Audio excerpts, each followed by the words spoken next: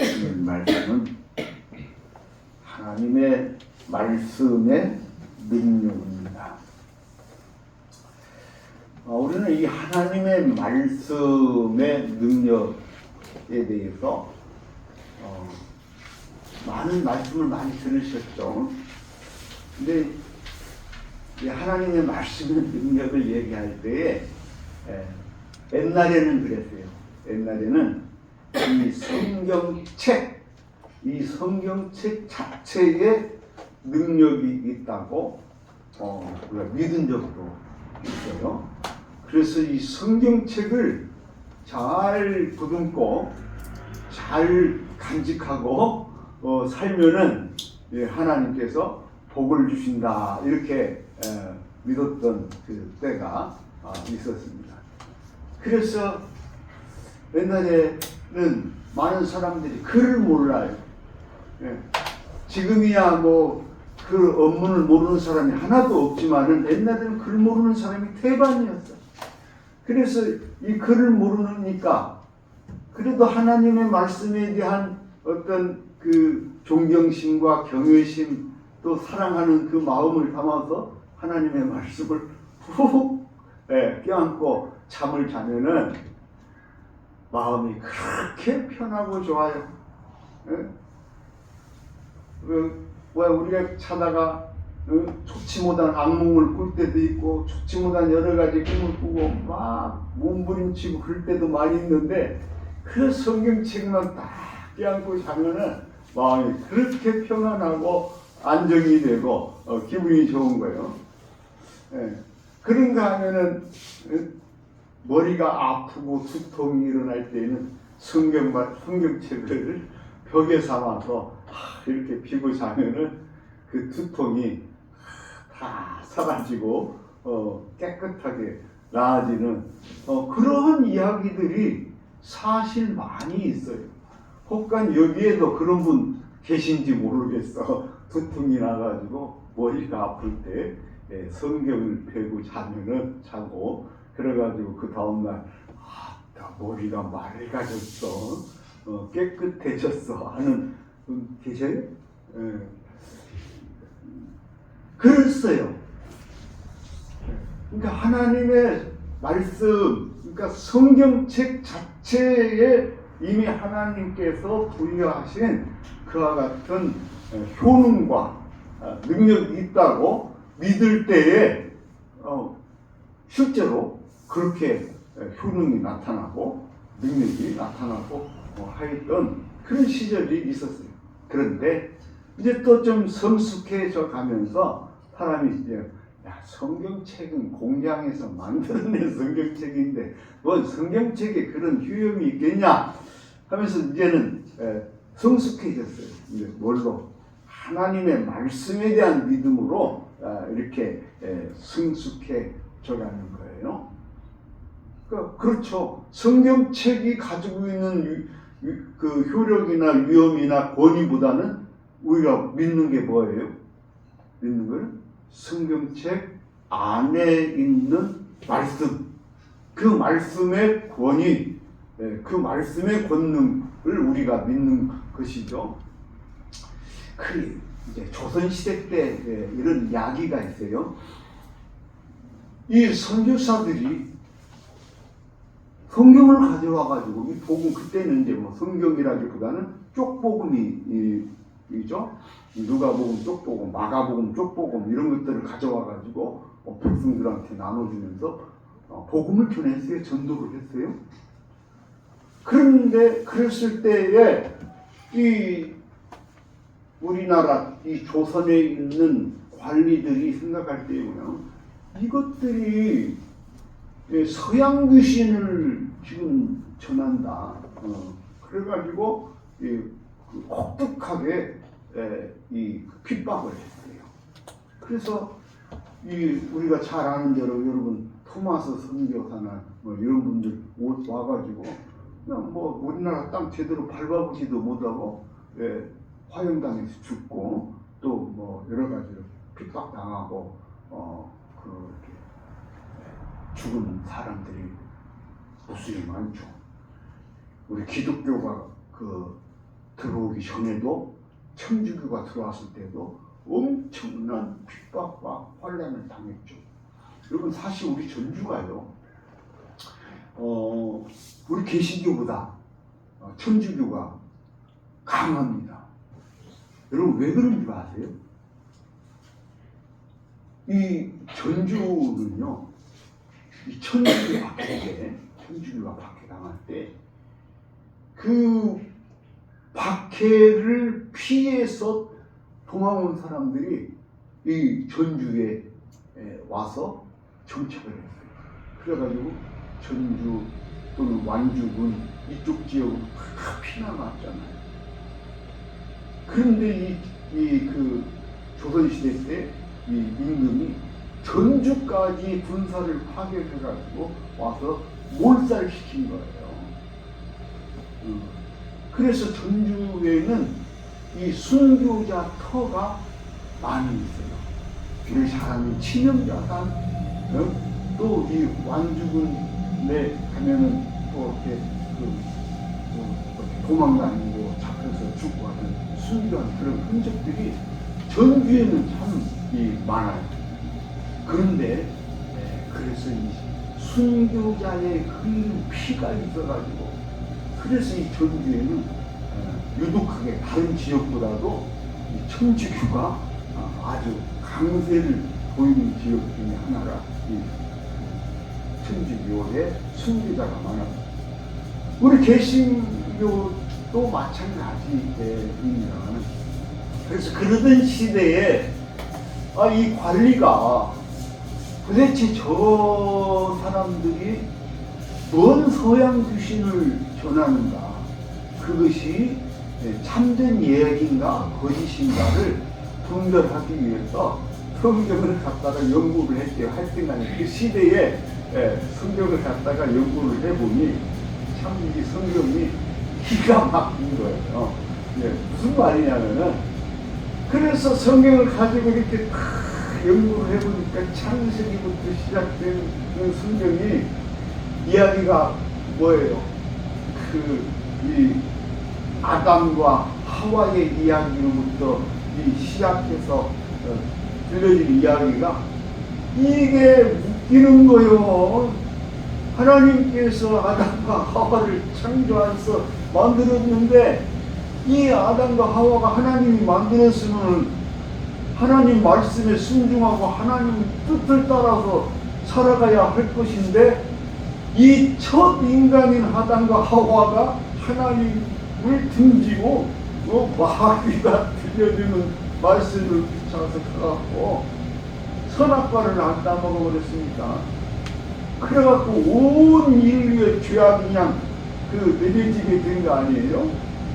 그런가 하면은 또 보니까 가인과 아벨의 이야기가 나오는데, 이건 가인과 아벨 이야기는 또 더 웃기는 거예요. 그게 이것들이 부모 형제간도 저기 해가지고 형제간에 서로 싸우고 다퉈가지고 형이 아우를 죽여버리는 그런 이야기들이 있는 거예요. 그러니까 이 성경을 연구해 본다고 보니까 이 성경에 기록된 이야기들이 얼마나 한편으로 생각하면은 우습고 가짜는 이야기들이 있는 거예요. 예를 들어서 유교 경전이나 불교 경전이나 이런 것들을 보면은 거기에는 그들이 말하는 소위 진리에 이르는 길을 기록하고 그런 이야기들이 이렇게 쓰여져 있는데, 아니 이 서양 귀신을 전한다는 사람들의 그 경전을 보니 이게 뭐야? 우습잖아. 그런데 거기서 이 고론이 깨달으는 거예요. 뭘 깨닫느냐? 야, 이 사람들은 참 진실한 사람들. 참 이 사람들이야말로 깨끗하고 정직한 사람들. 왜?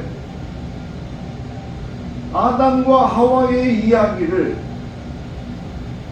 그 형제간에 싸운 그 이야기들을 이 사람들은 거짓 없이 꾸밈 없이 그대로 경전에 기록했다라는 거예요. 그 말은 이 경전은 만민이 보는 책인데 이렇게 정직하게 꾸밈없이 아담과 하와의 이야기를, 가인과 아벨의 이야기를, 노아의 방주 이야기를 꾸밈없이 이렇게 기록해서 경전으로 삼는다면은 이 사람들은 굉장히 정직한 사람, 진실한 사람. 그래서 거꾸로 어떻게 보면은 어설프게 기록된 얘기 같지만은 이것을 역발상으로 생각하면은 이 그리스도를 전하는 사람, 복음을 전하는 사람들은 진실된 사람들이구나, 정직한 사람들이구나. 그래서 그 고우로님이 이 기독교를 수용하게, 받아들이고 용납을 하게 됩니다. 그래서 복음이 이제 점차적으로 우리나라 전역을 향해서 이렇게 전파하게 됩니다. 그러니까 성경책 껍데기에서부터 시작해서 성경에 있는 알맹이들의 이야기에 이르기까지 성경은 우리가 알 수 없는, 우리가 해석이 안 되는 또 다른 위력과 능력이 이 안에 도저히 흘러가고 있는 거예요. 그래서 누가 되었든지 간에 이 성경책을 가지고 이것을 읽고 하는 사람은 우리가 알 수 없는 감동과 감화와 은총이 그 안에 흐르게 됩니다. 3살 먹은 아이가 성경을 갖고 놀면은 그 3살 먹은 아이가 뭘 알겠어요? 그런데 알 수 없는 것은 그 3살 먹은 아이가 그 성경책을 가지고 노는데 그 속에서 하나님의 손길을 느끼게 된다는 거예요. 그래서 묘한 성령의 감동과 감화가 교통이 일어나게 되는 것이죠. 할렐루야. 이게 성경이 가지고 있는 또 하나의 위력과 능력이라고 말씀을 드릴 수 있습니다. 그런데 이 성경은 끊임없이 2000년 동안 수수께끼입니다. 예수님 당시 때에 우리가 잘 아는 이 사두개인들이 있어요. 이 사두개인들은 성경을 잘 아는 사람들입니다. 그런데 이 사두개인들이 예수님께 와갖고 뭘 물어보냐면 부활의 때에는 어떻게 되겠습니까? 이 사두개인들은 부활을 믿지 않는 사람들이었거든요. 그런데 성경에 면면이 이 부활에 관한 이야기들, 증언이 있는 거예요. 그러니까 이 사두개인들이 예수님께 와가지고 부활의 때에는 우리가 어떻게 되겠습니까? 하고 묻는 거예요. 그 이야기 중에 하나 이런 거예요. 자, 7 남자가 있어요. 근데 7 남자가 있는데 제일로 큰 형이 결혼을 해가지고 아내를 취했어요. 그런데 이 결혼을 해서 아내를 취했는데 이 아내가 아이도 낳기 전에 그만 형이 죽어버렸어. 그랬을 때 이스라엘 풍속은 어떻게 하냐? 둘째가 그 형수를 취해서 아이를 갖게 하는 거예요. 그렇게 해서 둘째가 이 형수를 취해가지고 이제 또 사는데 이 형수가 아이를 낳기도 전에 둘째도 죽어버렸네. 그렇게 해서 7 형제가 다 형수하고 부부가 돼버린 거예요.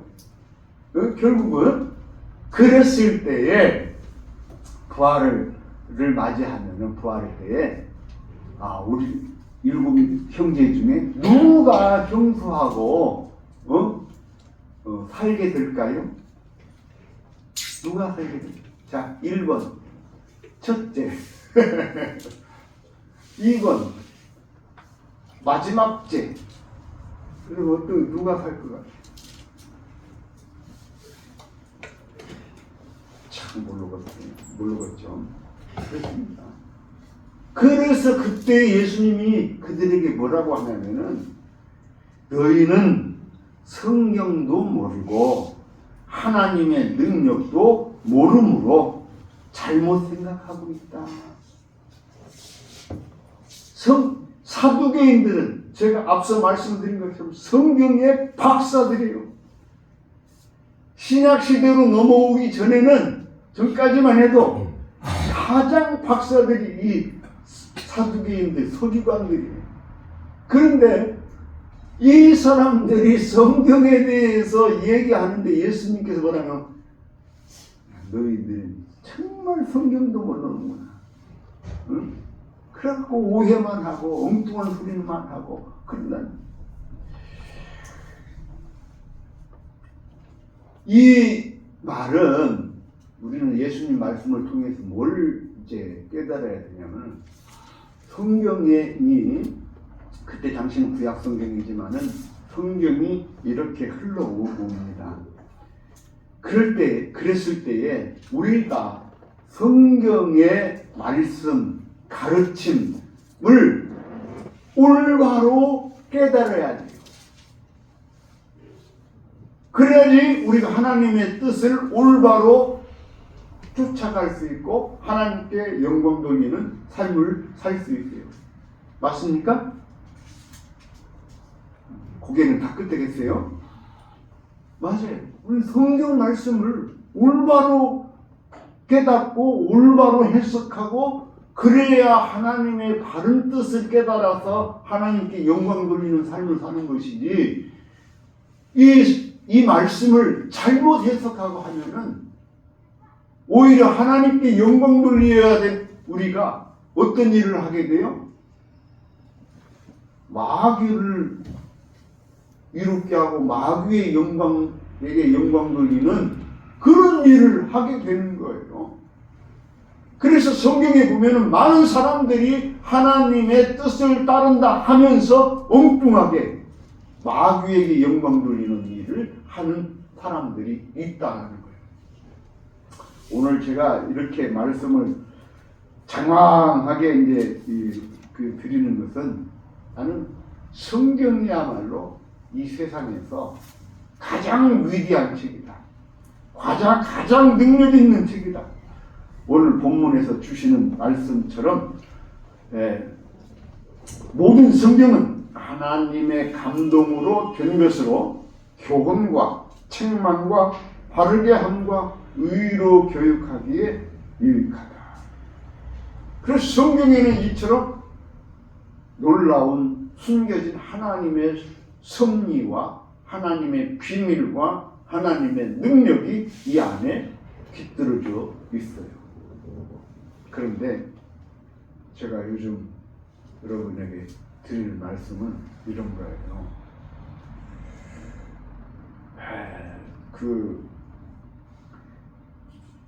근래에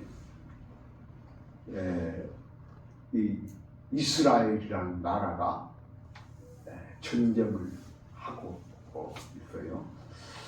그런데 여러분도 아시겠지만 지금 뭐 날이면 날마다 이 뉴스에 가득 채우는 게 이 이스라엘과 팔레스타인의 가자 지구에 관한 이 전쟁 상황입니다. 이 이스라엘과 팔레스타인은요, 여러분 이제 역사적으로 조금만 말씀드리면은 4,000년이 넘는 세월이 원수지간처럼 지낸 게 이 이스라엘과 팔레스타인. 그런데 이런 게 있어요. 참 이게 성경에 기록되어 있는 이야기 중에 보면 아브라함 때예요.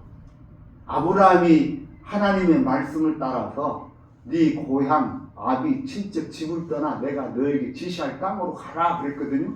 그 지시할 땅이 어디냐? 그 땅이 바로 팔레스타인이에요. 이 팔레스타인 사람들이 그 안에 살고 있었어. 근데 하나님께서 아브라함에게 약속을 하기를, 야 아브라함 너 일어나서 네 아버지 집을 떠나라. 네 고향을 떠나서 그래서 내가 너에게 지시할 땅으로 가라. 그 땅이 팔레스타인입니다. 팔레스타인을 옛날 우리 구약 성경 이름으로 말하면은 뭐예요? 네? 네? 블레셋. 블레셋이라고 이렇게 나와 있잖아요. 블레셋 사람을 팔레스타인, 지금 말로 하면 팔레스타인.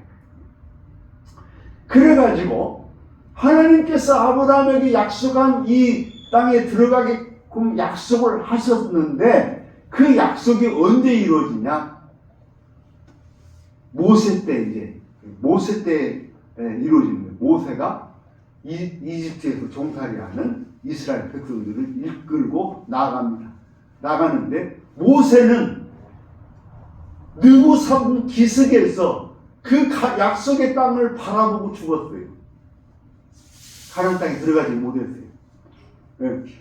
모세는 느부산 기슭에서 약속의 땅을 바라보고 죽고 모세의 후계자 누구예요? 여호수아. 네, 여호수아가 이제 모세의 뒤를 이어서 이스라엘 백성들을 이끌고 이 요단강을 건너가서 가나안 땅을 점령하게 됩니다.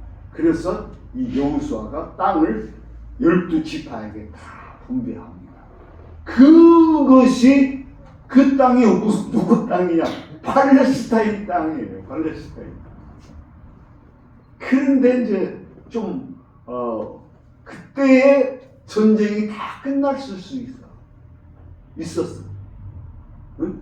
이제 여호수아 때에 팔레스타인과 이스라엘의 악연을 끝낼 수 있었던 그 말씀이 뭐냐면은 하나님께서 여호수아에게 뭐라고 말씀하냐면은 너는 그 땅에 들어가는데 들어가서 어떻게 하라고?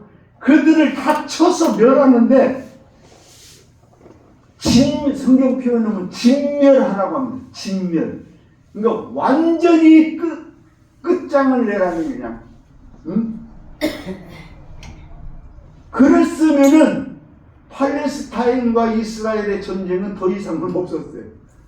그런데 이 여호수아가 이 가나안 땅에 들어가서 살면서 이 백성들이 하나님의 말씀에 온전하게 순종을 합니다.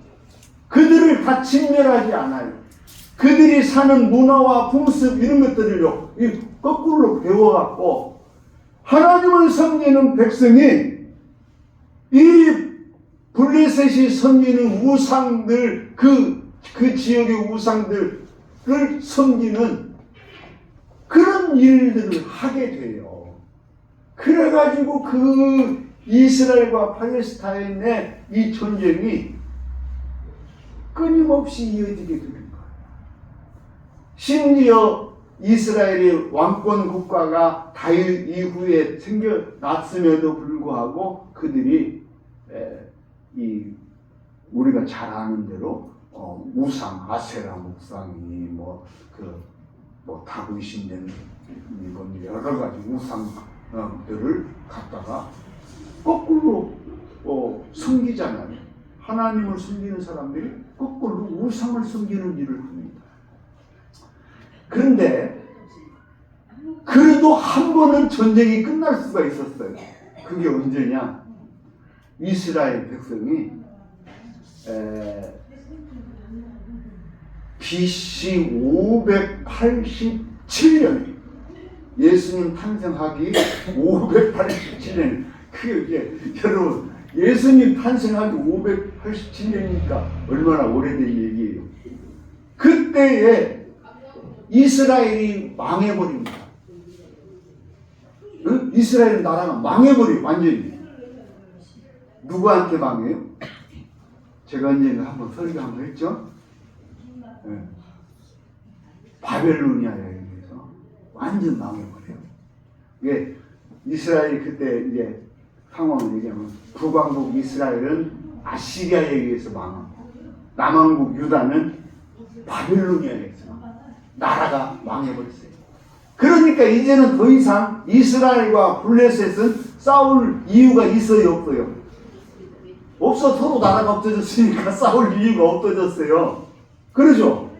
네, 싸울 이유가 없어졌어요. 그런데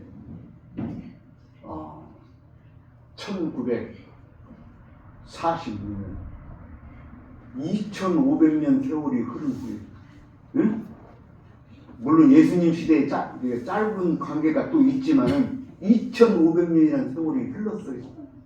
흐른 후에 갑자기 이스라엘 사람들이, 유대인들이 갈 데가 없어요. 유대인들은 땅이 없어. 그냥 근데 이 유대인들이 갑자기 어마어마한 재력을 가지고 미국 사람을 등립어 갖고 이 팔레스타인을 우리 땅이다 해가지고 들어간 거예요.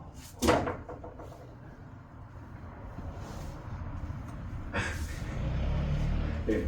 그래서 2500년이 지난 후에 이 이스라엘이 이 팔레스타인에 들어가 갖고 다시 뭘 주장합니까?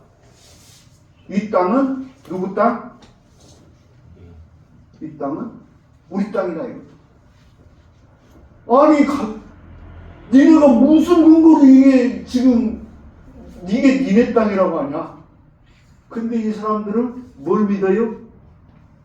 하나님을 믿어요. 근데 하나님께서 누구하고 약속했어요? 아브라함하고 약속했어요. 내가 너희들에게 이 땅을 주겠다고 약속을 했어. 하나님의 약속을 누가 어겨? 누가 이기를 뒤집을 수 있어요? 그래서 이 이스라엘 사람들이 1948년경에 이 미국을 등에 입고 팔레스타인에 들어가서 거기를 점령하고 여기는 우리 땅이다 이렇게 해버린 거예요. 그래가지고 계속 싸워. 그러니까 이제 팔레스타인 사람들이 그걸 그냥 놔두겠어요. 계속 싸워. 근데 이스라엘은요, 신식 무기들을 몽땅 갖고 왔어. 미국이 줘가지고. 그리고 힘이 세. 그래서 이 팔레스타인 사람들을 다 쳐서 저쪽 한쪽 구석에다가 몰아넣어버렸어요. 저쪽에다 또 그걸 몰아넣고 이쪽에다 몰아넣고. 그 하나의 지역이 가자지. 지금 여러분 뉴스를 보는데.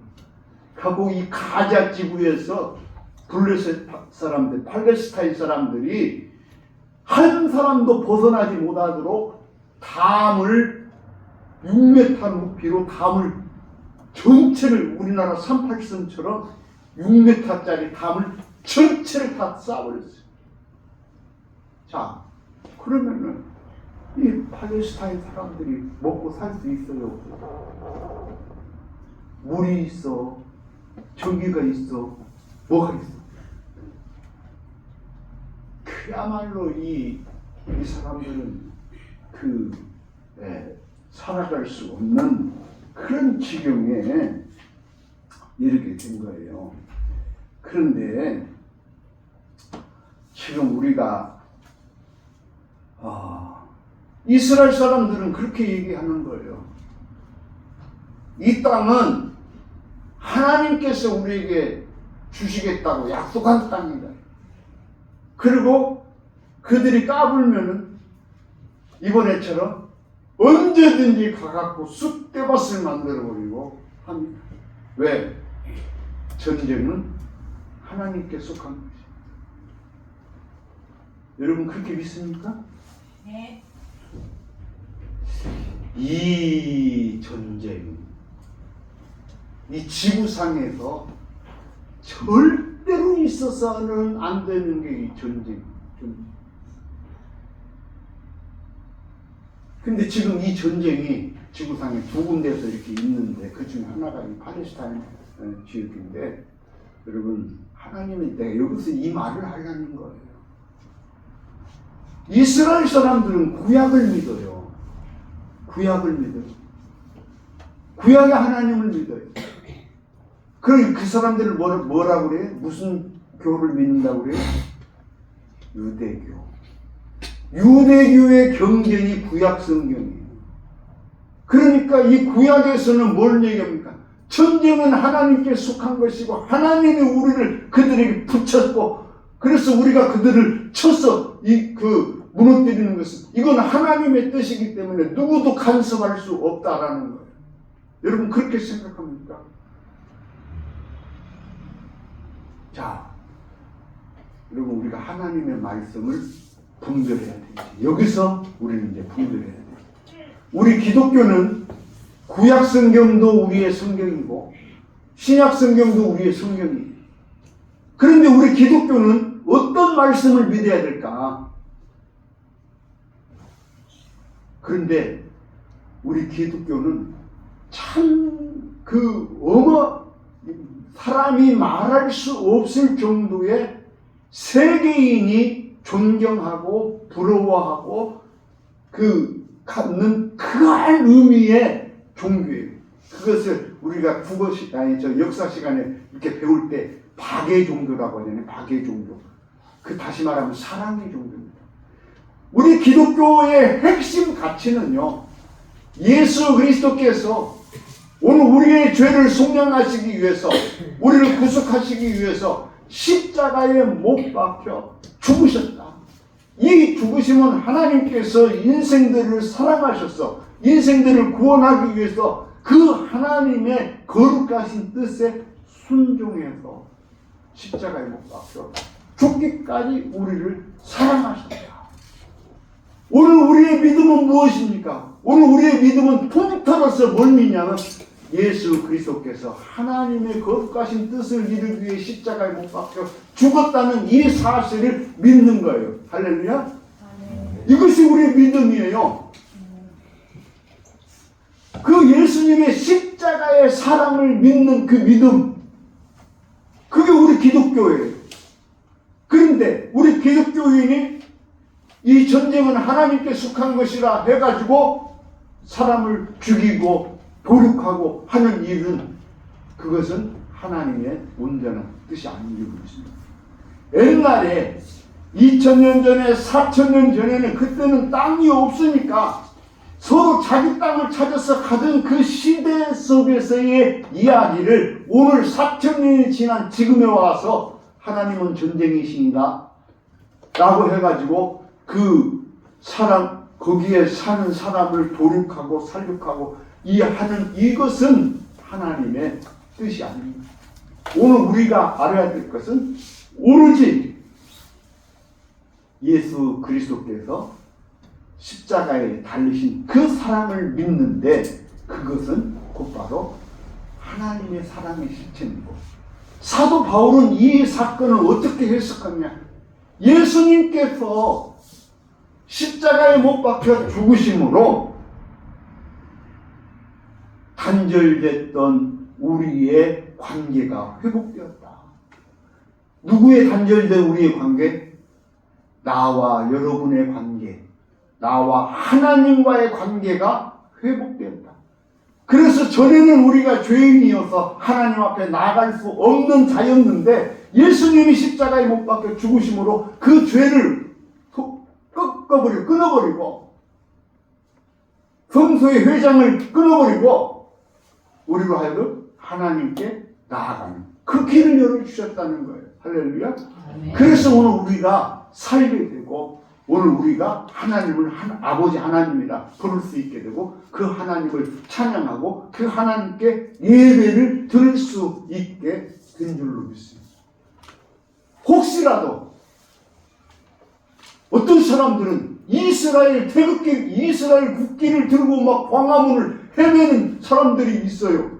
여러분 그거는 우리 기독교가 아닙니다.